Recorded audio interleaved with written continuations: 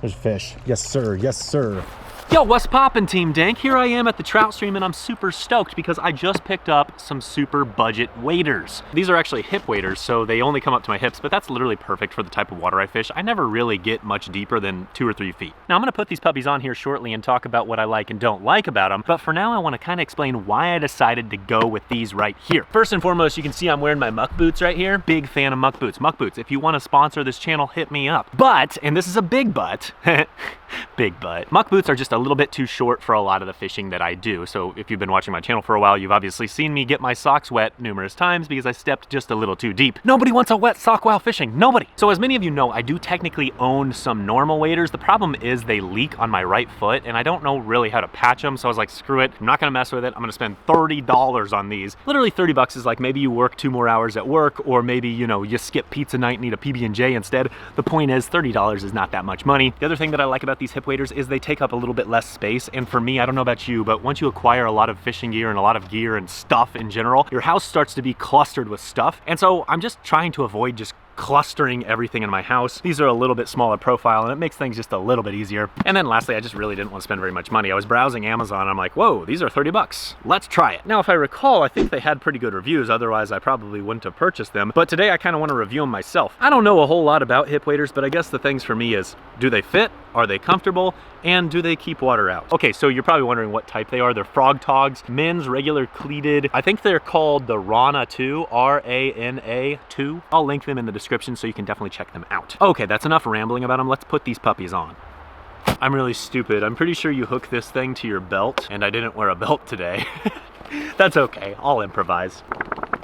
Apparently there's a 1-year warranty on these fellas. That's kind of nice too. So if these things do have problems within the first year, I can probably get a replacement or my money back.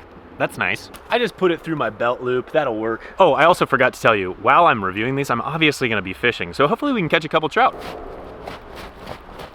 Okay, I'm walking around in them a little bit and I gotta say they're super comfortable. They fit really good. There's a lot of mobility in them. I feel good. And honestly, I wear a size 13 in all my shoes and this is a perfect fit, so good news. The only thing I noticed, and I honestly knew this was gonna be the case, is there's quite a bit of excess, and that's really just because some people have girthier legs than me. I've got some really toothpick legs. Honestly, that's totally fine. It doesn't really affect their performance, so I'm not that worried about it. They still feel comfortable, that's all that matters. I'm gonna go grab my rod and reel out of my car, then we're gonna go back down into the stream, we're gonna wait around a little bit, we're gonna test the performance of these puppies, and then hopefully we can catch a big old brown trout. Let's go.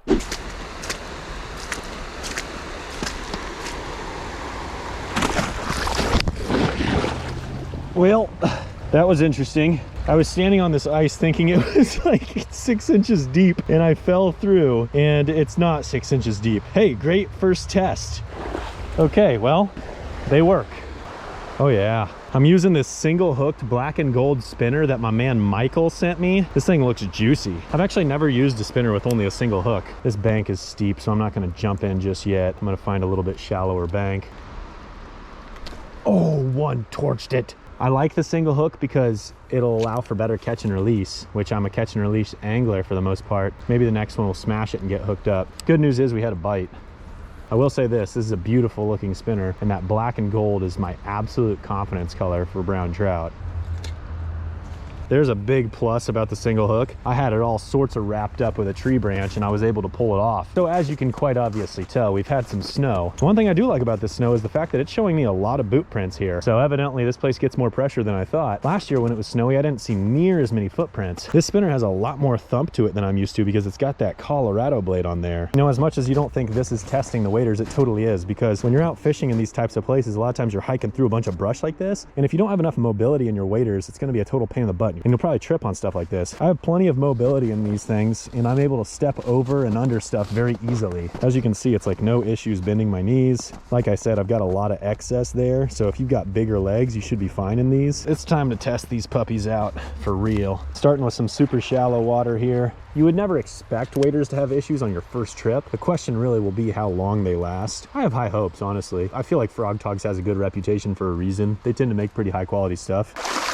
We'll try to get in a little deeper here shortly. Because I've got such a gap, and I'm sure this is probably the case with most hip waders, if I get to where I'm pretty close, there's probably gonna be a lot of water splashing in. As long as I'm keeping it no more than just a little bit above the knees, I'm gonna be totally fine. But it's definitely something to be cognizant of with all that gap. But here's what I'm talking about. I wouldn't want to go any deeper than about here.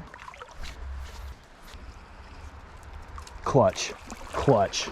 I would have never been able to catch that fish, and I'll tell you why here in a second. Let's focus on landing him. I'm gonna take off my glove here. I don't wanna handle this fish improperly. Heck yes, that is an absolutely gorgeous fish. Look at that, just a gorgeous fish, man. It's pretty long, actually. Shout out to my boy Michael. That's a nice little spinner right there. Beautiful fish, and I tell you what, these little hip waders down here, they've got good juju.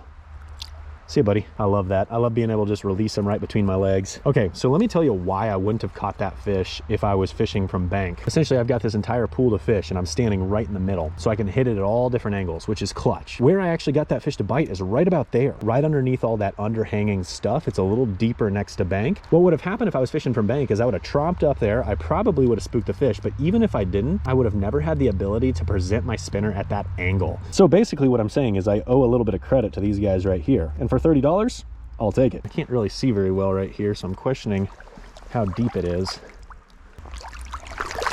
Oh gosh. Oh gosh. Oh, there, I did it. Okay, I think what I've learned is no matter what I wear, I'm gonna probably get wet a little bit just because I'm clumsy. This just happened when I was trying to figure out how deep it was right there. Like I said, you have to be very cognizant of where that cuts off. That was totally my fault. I'm just a dummy.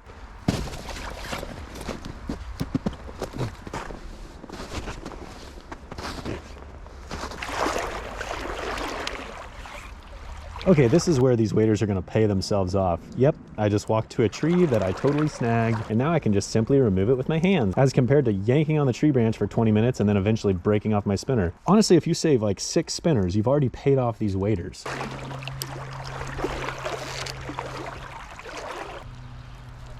There's fish. Yes, sir. Yes, sir.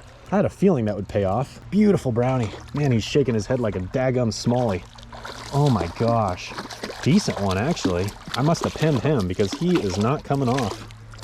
Hey, chill out, buddy. Oh my gosh. Gorgeous fish, man. Got a little chunky belly too. That's good to see. Hooked him right on the bottom of the lip right there. Had him pinned. He was rolling like crazy, and I managed to land him. Just a gorgeous fish. Look at that. God, these fish are beautiful today. Hip waders. Got the juju, baby. 30 bucks, paying itself off in no time, man. That fish was tucked up in a bunch of brush right here. You know, I may have been able to catch him from bank, but again, I think that being out here and having a little bit different angle at this pool definitely helped me land that fish.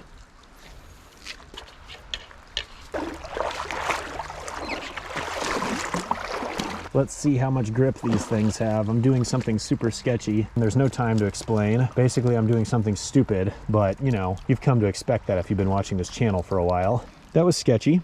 Pretty good grip. Currently butt sliding down this log, hovering over a deep pool, trying to get my spinner back because I made a stupid mistake. A little further, I've got a wet hiney.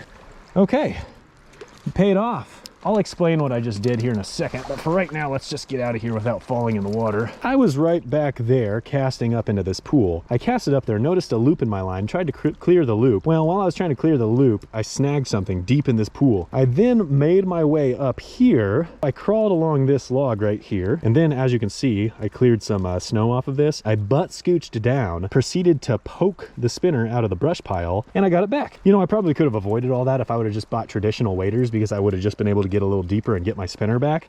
But hey, you know, I like a challenge.